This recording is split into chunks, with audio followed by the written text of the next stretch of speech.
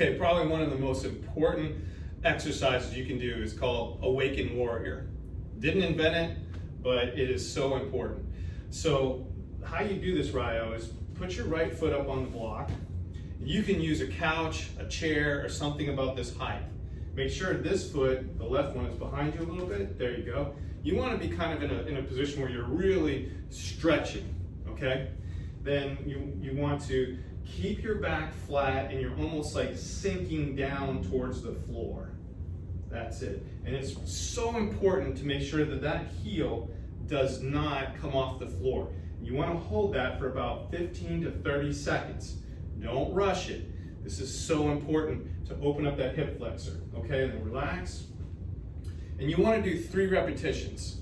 So a few seconds go by and then do that repetition again. Very, very important that on the first one you kind of go easy. Second one, sink a little bit deeper. And then 15 to 30 seconds once again. And then relax. And then do the 3rd repetition and see if you can go a little further. You feel that in the hip? Yeah, I feel it. Yeah, and because the hip flexor is attached to your back, this is a great exercise for people who have sciatica, lower back pain. You have trouble in the kitchen, you know, doing dishes, ironing, all those things. People complain their back bothers them. It's your hip flexors. All right, let's do the other side. Yeah, something that I notice is that when I try to bring my when I'm doing this, almost feels like my heel wants to get up. Right. Almost feels I try so hard to keep it down, but it almost feels like it wants to get up. Okay, so for this one, let's do the other side. Okay.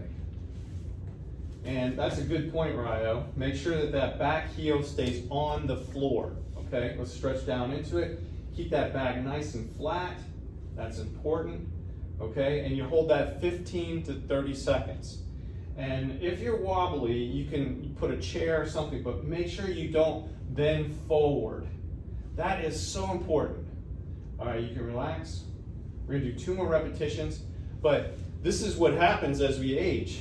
Those hip flexors attach in the front to your back. When they get tight from sitting, from lack of activity, you start bending your pelvis forward. So you ever see this posture?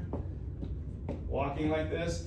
This is how we age. And if time goes on and you don't stretch your hip flexors properly, let's do another rep. And he's doing these really well. See, his back is nice and flat. You don't want it to be bent at all because you're going into the problem. And that's when you end up needing a walker. And then if the walker doesn't work anymore, you end up in a wheelchair. So this exercise not only will help with people who have sciatica, back pain, doing activities in the home, but this will help you with your, what's that move? It's called a power bomb. The power bomb. Power bomb, which is basically a move in professional wrestling where you grab your opponent, put them between your legs, and you pick them up with your hips all the way here and slam them down.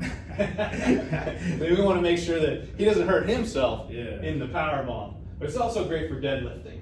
Oh, exactly. Yeah, I think sometimes when I deadlift, I have the problem that as I'm picking like the bar up, sometimes like you saw that, like I bring my back. Don't want to round the back. You want to keep the back nice and flat. Yeah, I just learned that for like by the way, it was just so it goes like this, Yep. and you just pick them up straight like that, right? That's it. Okay. So on to the next exercise.